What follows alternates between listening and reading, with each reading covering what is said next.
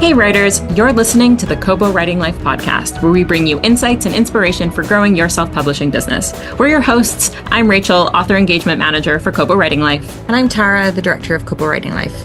On today's episode, we had the pleasure of sitting down with Kobo's CEO, Michael Tamblyn. He has been the Chief Executive Officer at Rakuten Kobo since its founding in 2009. Michael combines a passion for books and reading with a deep focus on hardware and software experiences that can make reading lives better. We talked to Michael about how he got into the book business and how he was sort of at the forefront of the creation of Kobo Writing Life, why indies are such an integral part of Kobo's business, and where he thinks publishing is going. And we also got some pretty sweet book recommendations and talks of mountains of death. So you better tune in. We are really excited to welcome back Kobo CEO Michael Tamblyn to the Kobo Writing Life podcast. Thank you for joining us, Michael. Oh, I'm so excited. And we call you MT in case we accidentally say that throughout, just to listeners, which is just an affectionate Michael Tamblyn as MT in the Kobo office. So let's get going. So something that I always think about as a big differentiator for Kobo and for KWL is that leading the company, we have a content guy. We have somebody from a book background who understands the importance of stories and really keeps the reader at the forefront of what we do. So could you tell listeners a little bit about your career and how you found your way to be the chief content guy? Oh, there's a short version and there's a long version, and for the sake of everyone, we will stick to the short version. Bookselling was both the job that I always wanted and one that I found my way towards. In university, I studied trained as a composer. And so the job that I was doing while I was in school originally was cooking in restaurants. And then because the restaurant was attached to a bookstore, I got to move over and go to the bookstore, which I was really excited about. And then when I was inside the bookstore, I realized I really loved the books, but I didn't so much love the alphabetizing and the shelf dusting and the unpacking and the inventorying. And so I talked the owner of the store into taking the bookstore online. And we became Canada's first online bookstore. And so a long series of convolutions that then led me to, we sold that to Indigo. We started up Indigo's online book program. And I was there for a number of years. That started another organization called BookNet that was also about books and technology. And then to Kobo.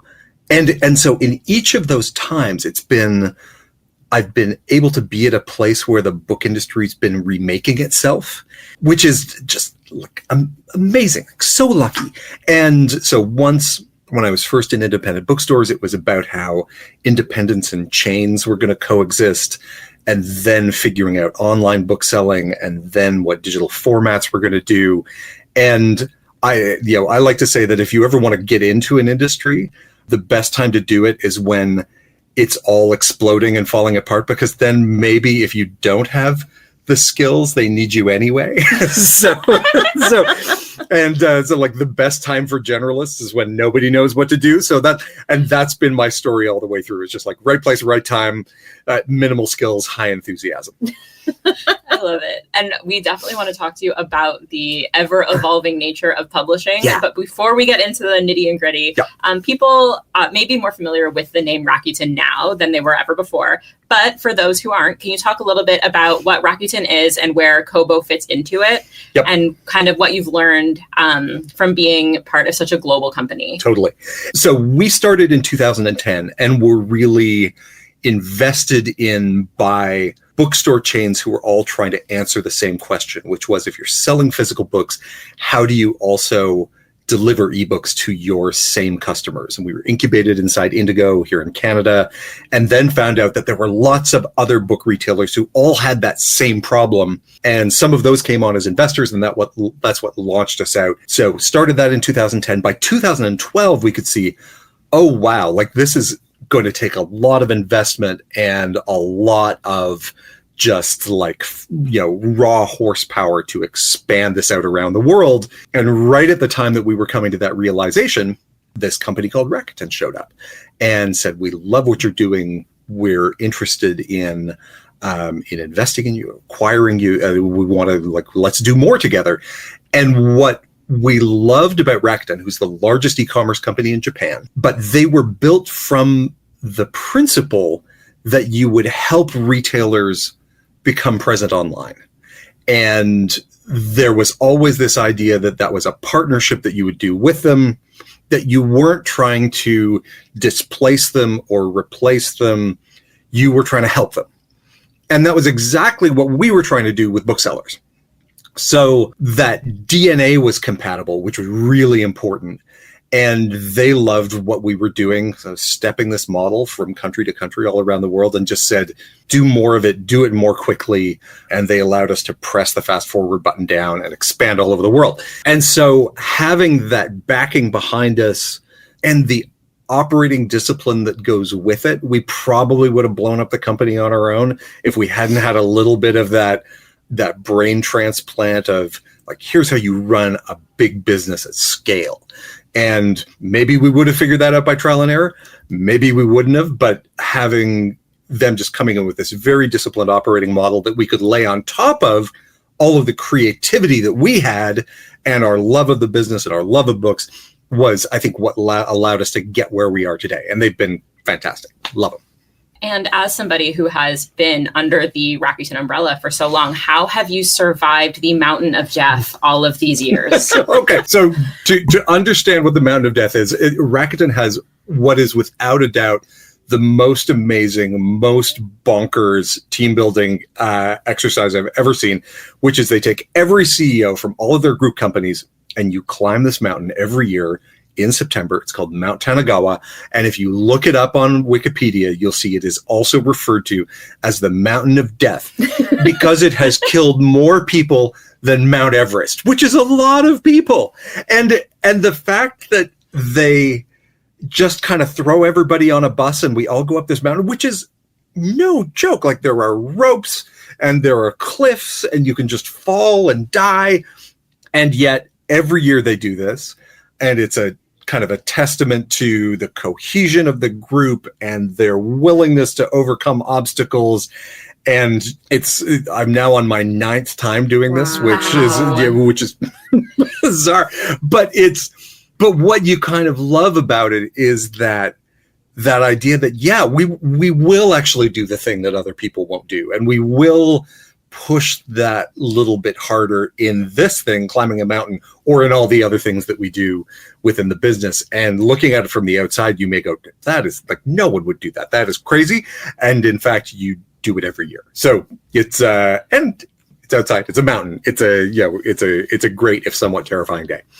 I just really enjoy when there's the updates of sometimes of oh no, MT's on Mount Death. You're oh, okay, no problem. It's true. And sometimes the sun is out and sometimes it's raining and sometimes there's been a typhoon. Oh my gosh. And it does not matter. You still go up every time. And it also has now become, we're far off the topic of books and retailing, but it has become the test of where my general level of fitness is in any given year. And you can kind of tell, was this a summer where I was out and active and running and hiking and, my cardiovascular system is good and my, VO2 max or whatever it is good. And some years you're this feels great. And then the problem is the whole thing takes all day, but within the first half hour, whether it's going to be something that feels good or something that feels like an absolute grind.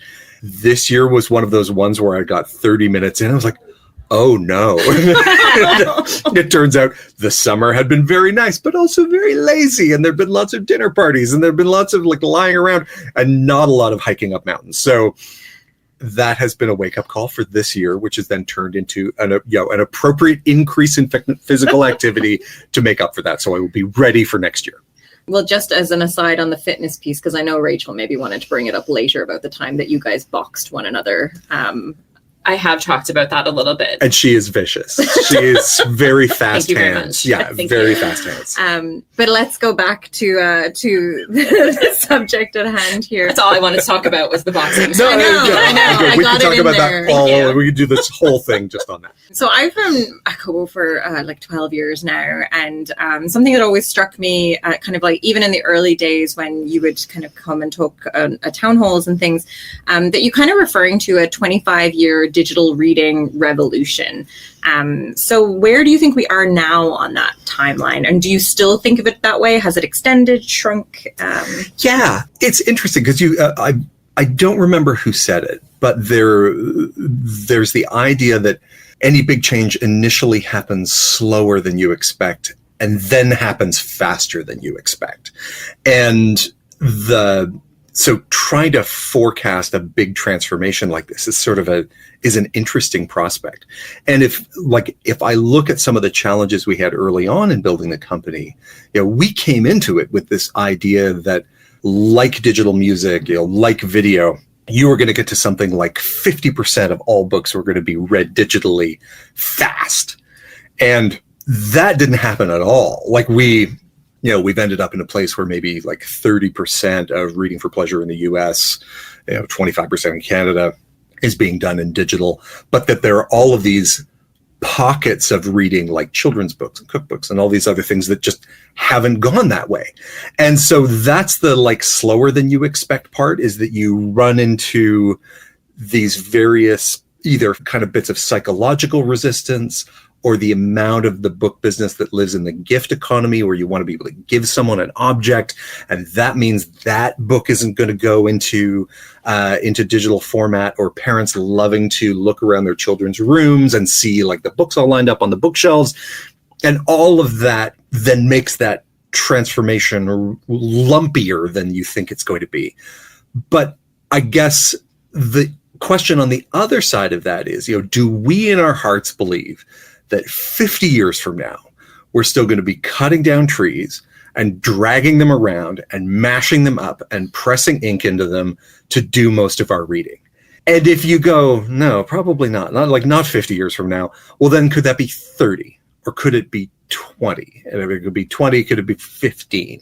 And so I think that like if it's a 20 to 30 year transformation, I feel like we're about halfway through, in that the building blocks and the technologies are kind of coming together, and there will always be the gift economy. A grandparent will always want to give a child a book, that there will always be books that are beautiful objects.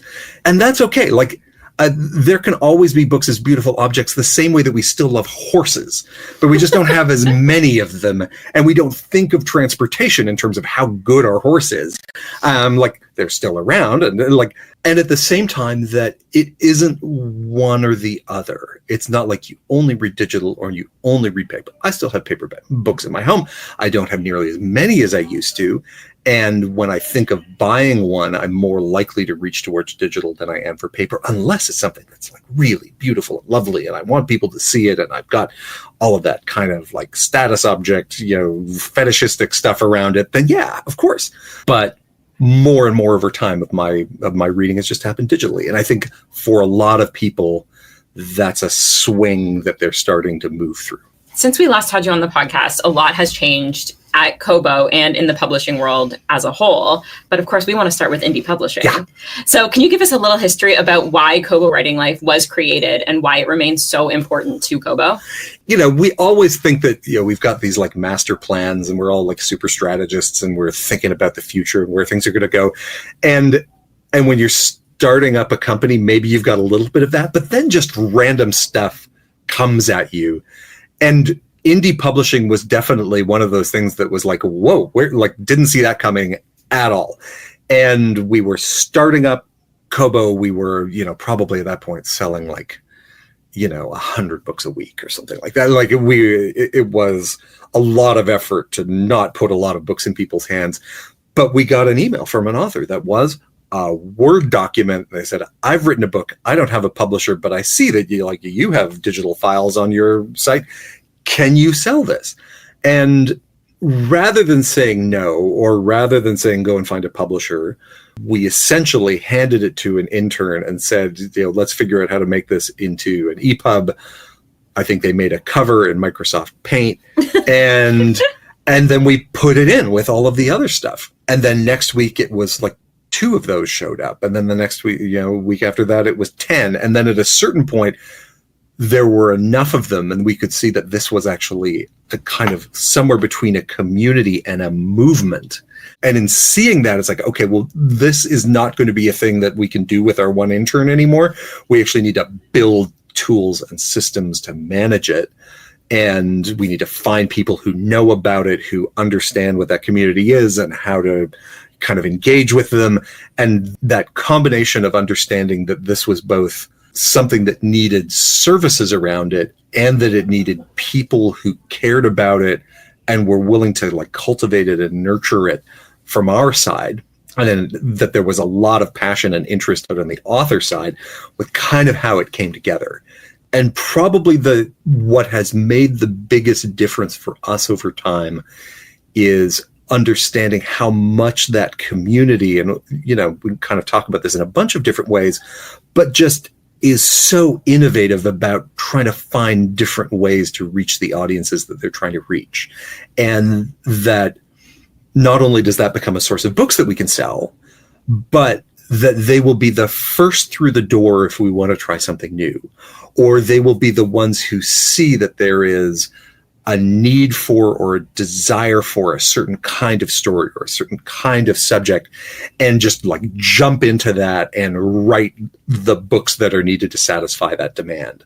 And, I look at the phenomenon we had around 50 Shades of Grey, which was one of those books that kind of like lifted us off from a book selling perspective.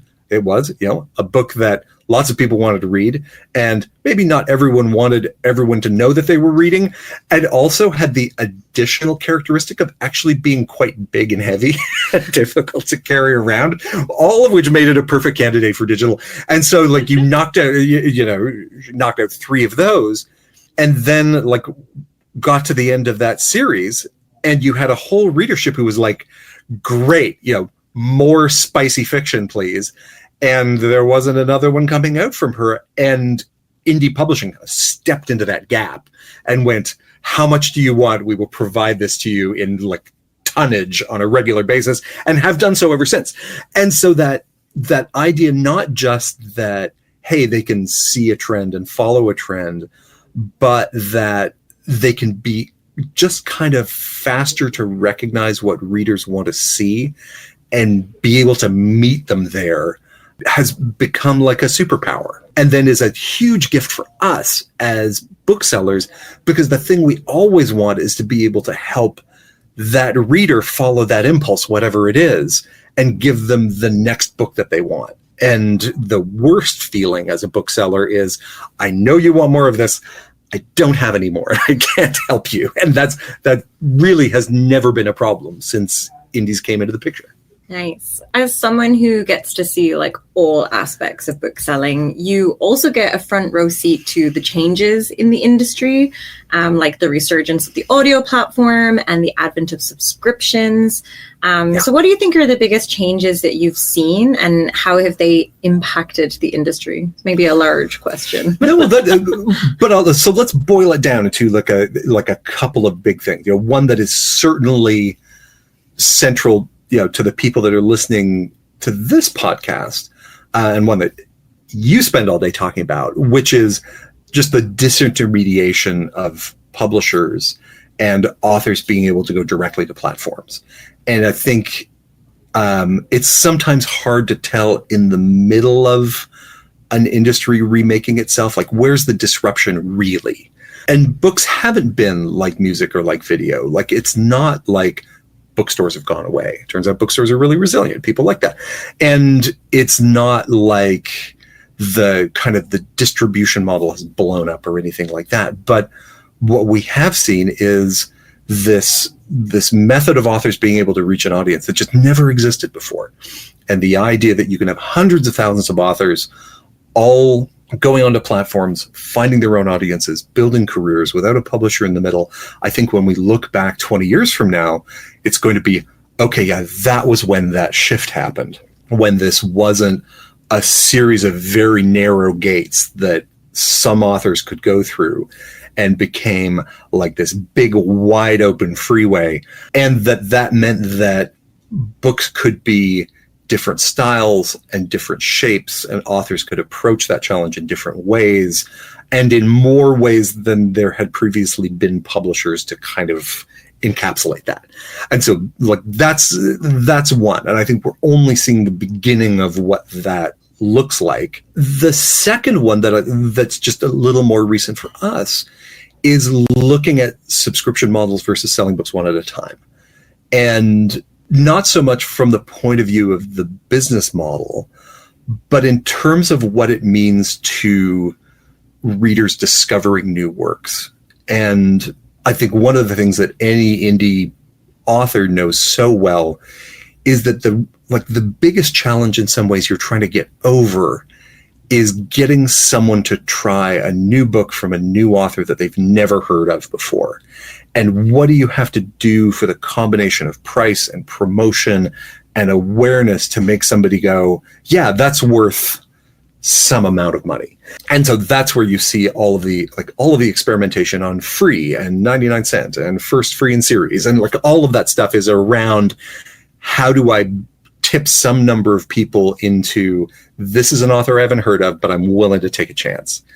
And what I find so interesting about Kobo Plus for us on the subscription side is how it removes that risk of trying new things and how that gives more chances to more authors and lets readers be more free and risky with their choices and to just take flyers on things, not just in terms of like a new author they've never heard of, but a category that they've never tried before, or read more widely across different subject areas than they have before, because they're not going, okay, well, I've got $10 I can spend on on a book this week. I'd better choose one that I like. And that's what drags people towards bestseller lists. That's what pulls people towards authors that they know, is just trying to de-risk the choice.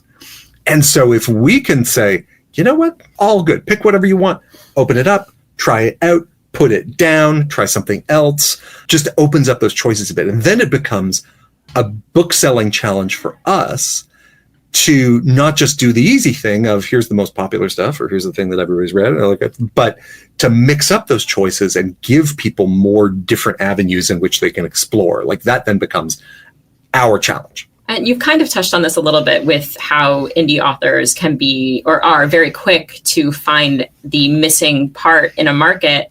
But what do you think that traditional publishers can learn from the indie community? I've had friends and family write books with traditional publishers, and there is a watershed moment that has happened for each of them. After the book's been delivered, they've worked with the editor, the edits are in, then there's this conversation that happens usually with like the editor and with sales and marketing in the room, where the publisher essentially hands the author a list of things they have to do to promote their book. Build the website, build the email list, grow your social media presence, call your friends, like reach out to conferences and speaking gigs. Basically, all of the things that will determine whether the book finds an audience, except for selling the book into retail and distributing it.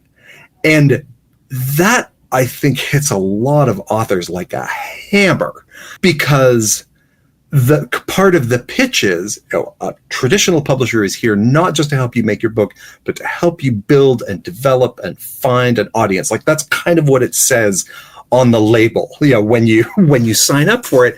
And then they find out, oh my God, actually, I still have to do all of this stuff. And part of the sales pitch from the publisher to the retailer to get them to stock the book or put it into a store is, this is an author who already has, 200,000 subscribers on their YouTube channel, or is already an influencer on Instagram or TikTok or X, i.e. they already have a promotional platform in place.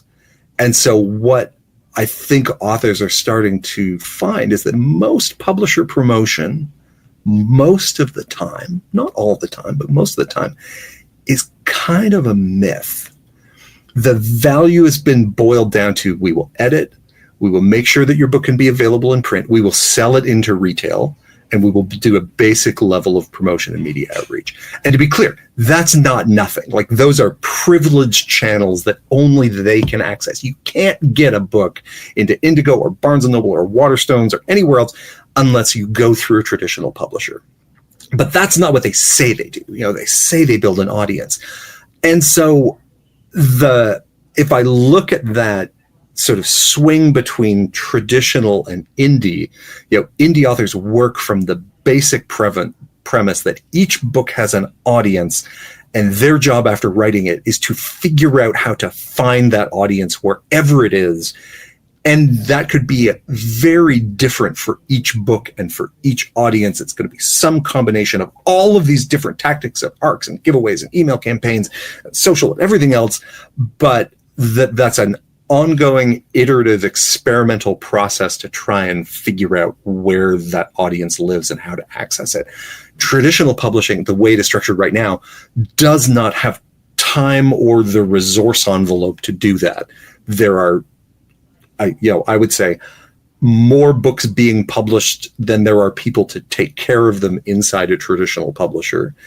And so essentially the author ends up in many cases on their own, and on their own without the, either the feedback loop that indie publishing can provide just in terms of like raw data and performance, but also without, kind of the money coming back in on the other side. When you're making 10 or 15 points on your traditional publishing deal and you're making 70 points on your indie deal, you have a lot of incentive to try and figure out whatever it is will get this book in people's hands.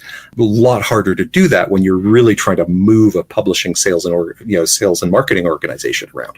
So like, you start to see some publishers that are trying to split that line a bit, whether that's, people like Canelo or, Authors Equity, or like, who are saying, no, we're really about the editorial piece. We understand that you're going to be doing the sales and marketing. And in exchange for that, we're going to change royalty structures. We're going to put, you've got more upside for the work that you as the author are doing.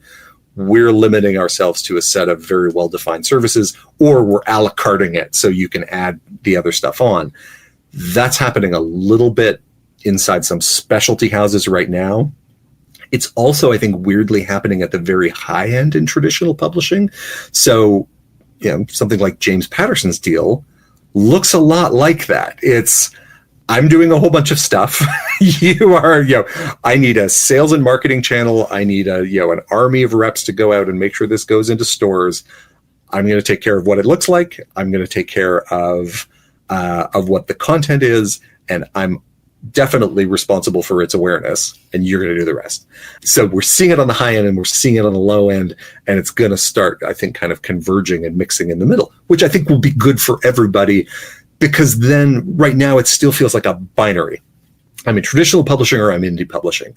And instead, what you'll probably find is that you've got people that kind of drift partway in, pick up some additional services or capability they don't want to do on their own, but they've already built their reach and they've already got their audience, they've already got their email list, and they've got their website, and they've got all that stuff. And they should be compensated for that. Like, you should have additional percentages of margin come to you for that. And I think publishers will start to flex around that in time. Yeah, I think there's a good balance happening for sure. More and more hybrid authors, especially, I like the flexibility of it, because I don't know, what if something happens and you can't write and release at the same scale as you can? It's good to maybe have an opportunity to go and work with a publisher for a year. But. Or you just you want to sit down and just focus on story and just focus on writing. And that's I think there are a lot of people for whom they either don't have the skill or the inclination or the ability to split their focus to be both a writer and a sales and marketing machine. And some people just have that beautiful version of tame ADHD that allows them to do all of those things at once, and God love them for it. And some people are like, listen, it's all I can do just to get these words out, and really want somebody else to take care of the rest. And that's completely understandable and respectable as well. Well, as listeners of the Kobo Writing Life podcast, you might not be aware we also have a sister podcast, Kobo in Conversation, that you should check out if you haven't already. And MT as the main host of that too. So you talk to authors as often as Rachel and I, if not more. And you're interviewing quite a few big name authors in the podcast. So I was just kind of curious if there was any, in your experience of talking to authors of different stages, any common threads that you see when it comes to successful authors. Yeah, between myself and my kind of co-host and producer, Nathan Maharaj, great kind of side gig of being able to host this, because we do get to talk to authors at a bunch of different stages of career and also different genres, like nonfiction and fiction, literary and genre fiction. It's so much fun. The big meta themes seem to be just the relentlessness that's required to get a book out the door, which I think is no different regardless of whether you're in traditional publishing or indie publishing. Like the focus of it, the attention to craft, the curiosity in the process is the commonality. But outside of that, then it's as many different kinds of people and processes and motivations as there are people in the chair. People come into it because they woke up one day at 45 years old and thought they wanted to write a book, or it's been the only thing they've ever thought about since they were a small child. And they have rigorously studied as the craft of literature, or they they read 2 novels and went, okay, we'll figure this out. We'll wing it. The only other commonality that I found, this was a curious one for me, is I did a string of interviews in kind of 2020 and 2021 where there were a surprising number of new authors who'd come up from fan fiction. And specifically multiple successful authors who'd come up through My Chemical Romance fan fiction. And you get more than one of those in a year and you remember that. But I think we had 3 who had all not just written fan fiction, definitely 2 who had written My Chemical Romance fan fiction. And so you're saying that you're responsible for the fact that they're touring again now. Well, all I know is there are a lot of authors who are happy about that and also have a fairly rich fantasy life attached to that. Wow. So there you go. If you want to become an author and you are not right now, start with My Chemical Romance fanfiction, because clearly this is the path in. Well, The Black Parade was a real concept album. Yep. That's true. I was going to say, we have talked to quite a few authors on the Kobo Writing Life podcast who got their start in fan fiction, but I have not heard My Chemical Romance as the universe in which they've written before. There's a certain kind of semi-dark, semi-gothic emotional landscape that I think comes along with that some people in fiction have found helpful. That's all I can say. Wow. That's great. I'm going to be Googling that right after this. Truly. Yeah. Unfortunately, changing topics though. As you know, when authors choose the indie route, they have to choose between whether they want to go exclusive to Amazon or if they want to publish widely on Kobo and other platforms. What do you say to an author who's on the fence about publishing widely? As you can imagine, I have a lot to say about this. And there's and usually when I talk about it, I have to use words like allegedly, or it appears to me, because otherwise the lawyers come in and talk about it. I think in the end, when an author thinks about exclusivity, they have to decide if they want to live in a company town. If you choose exclusivity, you are really a tenant on someone else's farm. And there can be lots of reasons why that's the best choice, or why it feels like it's the only choice. But if it means all of your income, and all of your effort and all of your work is dependent on the decisions of one company, that should feel risky. Royalties can change, algorithms can change, payout models can change. And if you've spent all of your time optimizing and driving everyone to one destination, then all of that work that you're doing gives them more power over you and gives you less choice and freedom of movement. And I get it. The response to that whenever I say something like that to an author is usually something like, well, why don't you, Kobo, like get bigger so I can sell my books with you instead of selling with them? And I have to kind of stuff the answer back into my mouth, which is, well, why don't you become Colleen Hoover so your books are easier to sell? It's like, it's like they're the biggest, the biggest retailer in the world. We're not. That's not an easy gap to close. But it's not just us. There are also lots of others around us. And the industry in so many ways was built on this consensus for so many years that you'd be able to buy all books in all places. And what they've really found is that, by trying to lock authors in a box, they can create some additional market power. And authors will also say, well, I tried going wide, or I put a book on other platforms and it didn't do as well. So that's why I'm not doing it anymore. And yeah, that's probably true. But think about all of the things that go into making sales online. The ratings and reviews and sales history, links on your website and BookBub promotions, like all of that stuff needs to be built up and tested and trialed and maintained to make the platforms like us perform the way that the platform that you've been on before, that you've been spending all of your time building up. So all I'm saying is, I wouldn't bet my whole retirement on one stock in the stock market, and I wouldn't bet my whole career on one retailer being nice, especially when everything we know, every indicator we have says that, not nice is in their DNA, and that the squeeze will always get tighter, especially if a retailer thinks you have nowhere to go. So our job is to bring in as many customers as we can and make it as good an experience as we can for readers and for authors, so there can always be somewhere else to go. And our hope is that authors will kind of meet us halfway, and even if they can't bring a whole catalog of their work with us, let's pick some and start to build that optionality for yourself, so that people know about you on other platforms, and people have come to discover your work in other platforms. Your books have gotten rated and they've gotten reviewed, and you've got some kind of organic awareness that isn't just sitting inside one ecosystem, because then you have power, then you have optionality, then you've got not just kind of a backup plan, but a wider community of readers that are available to you.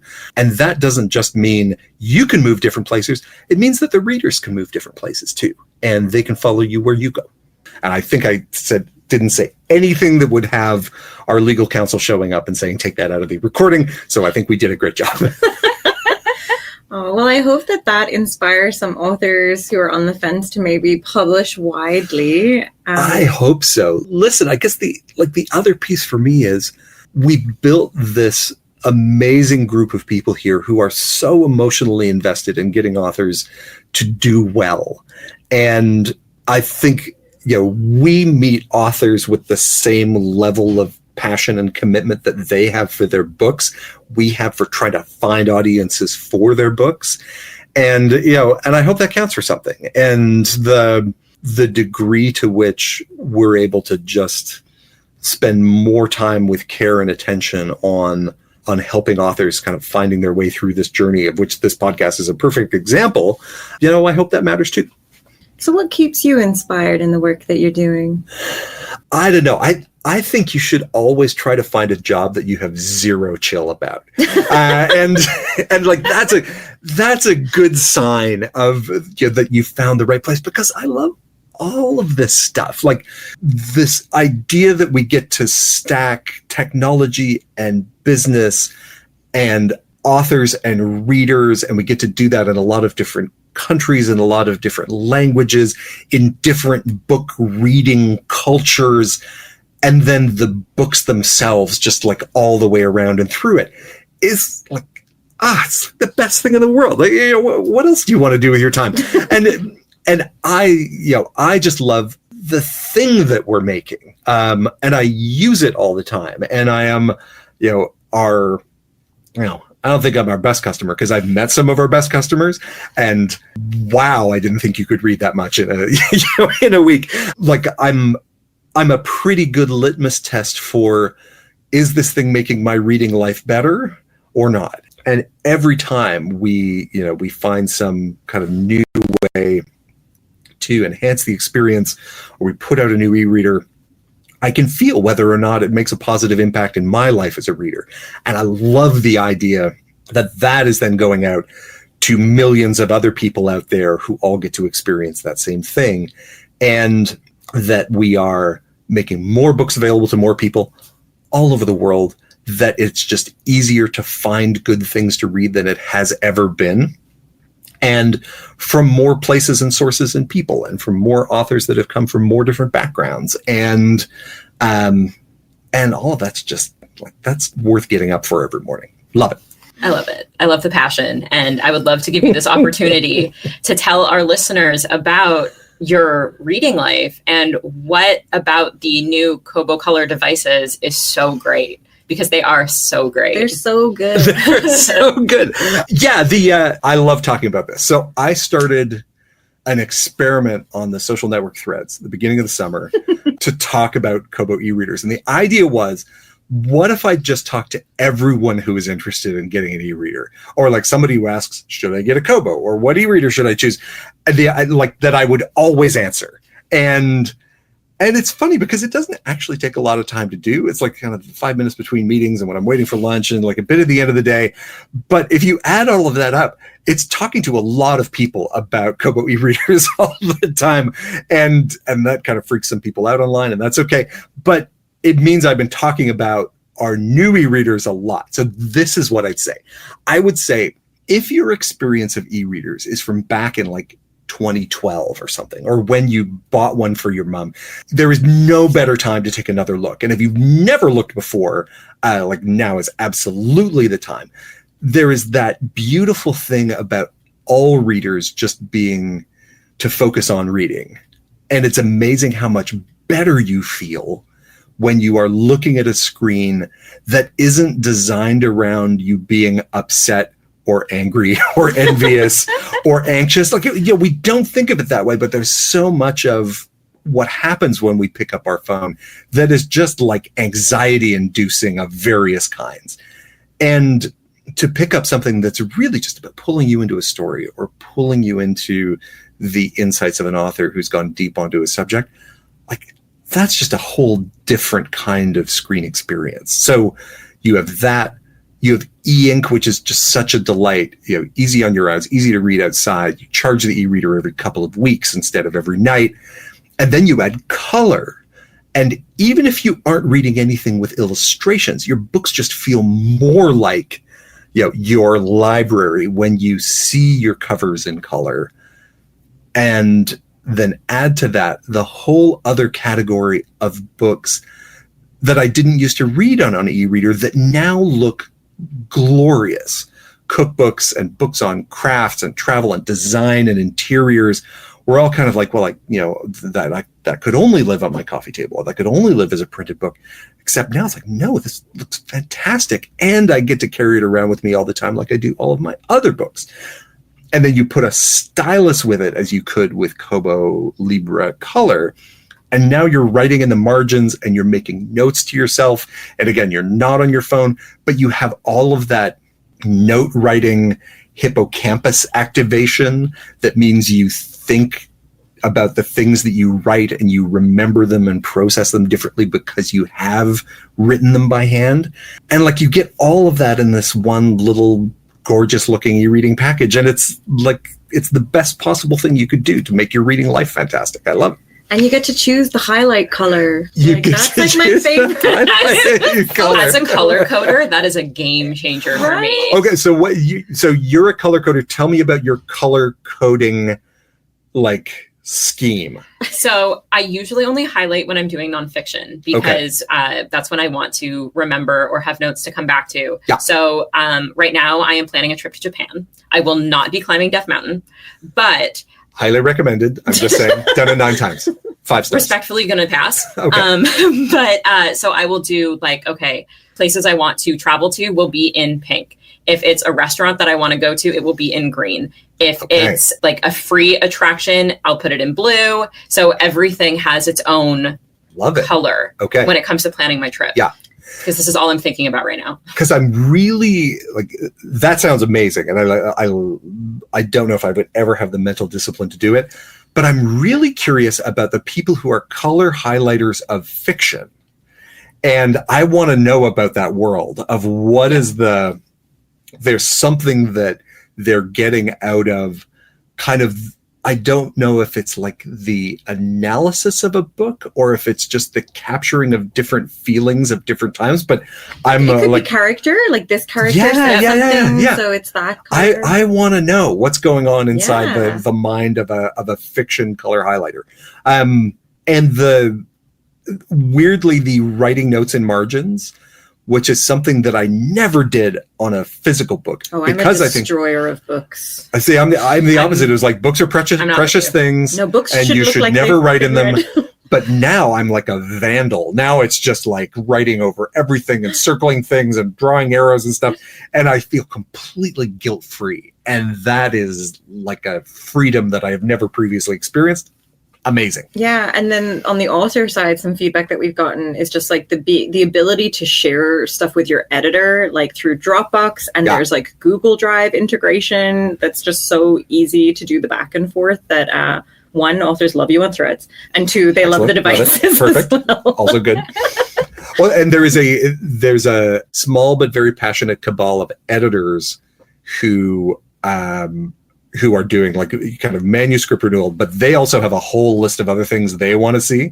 It's like, let's get Word documents in there. Let's like their wish list is long. And so we've got to decide how much we want to dive into that world, but it overlaps nicely with the author world of, I want to be able to sit down with my book and just kind of mark it up and then come back around and revisit those edits. So I think there's something there too.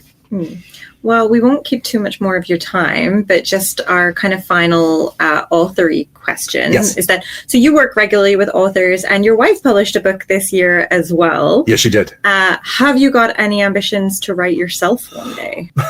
No. Oh, it's not a funny question. Never say never. So my first degree was in music, and what I loved about it was both, the craft and the creativity, but also the multifaceted nature of it. You're writing music, you're thinking about the capabilities of different instruments and artists and finding funding and getting it performed and working with conductors and performers, which is strangely way closer to what I'm doing now than you might think. But like you say, I've seen up close the process of getting a book out the door. And my wife, Laura Tamblyn Watts' book, Let's Talk About Aging Parents. Check it out. Check it out. It's fantastic if you have aging parents, and let's face it, we all do. Just the massive effort of productivity and focus and sustained motivation that's required to extract a book from yourself and get it out into the world. I think I am too much of a channel flipper to do that. I have started NaNoWriMo like 4 times.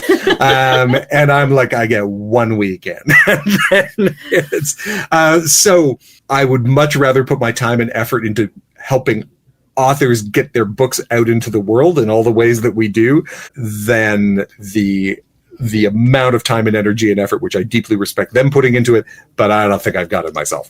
I've got an idea for you, though. Okay, I'm ready. We talked to Kevin J. Anderson. He's an author that's been on before. He lives in Colorado, big author. Yep. He regularly hikes the Rockies and dictates, and that's when he writes. Mountain of Death dictation book? No, absolutely not. I'm just focused on survival. Adding anything on top of that is it also, quite frankly, it would cut into my reading time, which is the thing that I like. So the idea that rather than getting to read all of these other beautifully written books, I'd have to be like grinding away on my own stuff. I was like, no, thank you. Well, to that end, before we let you go, what are you reading right now? 2 great books that are in one that's just come to the end on yesterday, which was Anne Fleming's book Curiosities. She's the nominee for the Giller Prize this year. She was our next guest on Kobo Conversation, so I finished the book just in time to review it and to interview her. And just like a fascinating story, a mix of fictional manuscripts and gender, fluidity and just fascinating narrative structure. So that was one. And then the other is called A Natural History of Empty Lots by Christopher Brown. Right up my And alley. and it's the subtitle is Field Notes from Urban Edgelands, Back Alleys, and Other Wild Places. All right, I'm adding that to my Kobo immediately. And it is an author / naturalist who's become fascinated with how nature reemerges into places that people have disrupted or taken over. So how does nature find its way back in to the urban landscape, and whether it's plants or animals or creeks or riverbeds, how does nature kind of find its way back in when it's been pushed out and displaced? And it is both beautiful and interesting from an ecological point of view, and poetic from a writing perspective. And it's a lot of him and his son kind of exploring different places that they've moved to. And it's one that I've been picking up and putting down kind of a chapter at a time, because it sits quite nicely as little bits and pieces. It doesn't have to be one big sustained narrative. Love it.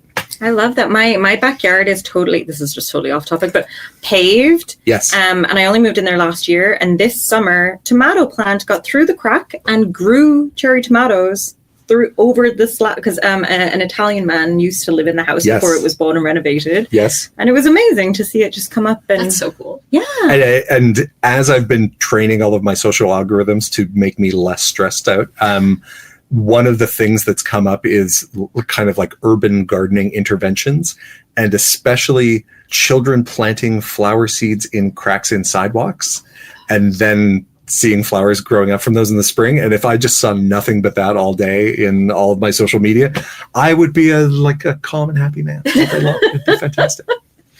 Oh, well, thank you so much for joining us. This has been so great. This has been awesome. And I just always appreciate you taking the time to chat indie publishing with us, and just considering the authors in general as part of all the work that you do. Well, and we will have to return the favor and have you come over for the occasional episode that we do in Kobo and Conversation called Book Talking, where we go into industry kind of analysis of industry news. And so often that ends up being a collision of traditional and indie in various forms. So we obviously need to take more advantage of our in-house experts who know everything there is to know about that. And so we'll spin this table around and have you on the other side of it as well. Yeah, I'm going to be on your Staff Picks podcast too, which I think this is coming out. Favorite Kobo and Conversation of the year is Staff Picks. It's always so good. A really dull nonfiction pick. Of course you do. But you're going to make it sound great. Oh, thanks so much. Thank you so much. Thank you for listening to the Kobo Writing Life podcast. If you are interested in following Michael on Threads, picking up any of his recommendations, or subscribing to the Kobo and Conversation podcast, we will include links to all of those in the show notes. If you are enjoying this podcast, please be sure to rate, review, and subscribe. And if you're looking for more tips on growing your self-publishing business, you can find us at kobowritinglife.com. Be sure to follow us on socials. We are at Kobo Writing Life on Facebook and X, formerly Twitter, and at kobo.writing.life on Instagram and Threads. This episode was hosted by Rachel Wharton and Tara Kremen, with production by Terrence Abrahams. Editing is provided by Kelly Robotham. Our theme music is composed by Tearjerker. And thanks to Michael for being a wonderful guest. If you're ready to start your publishing journey, sign up today at kobo.com/writinglife. Until next time, happy writing.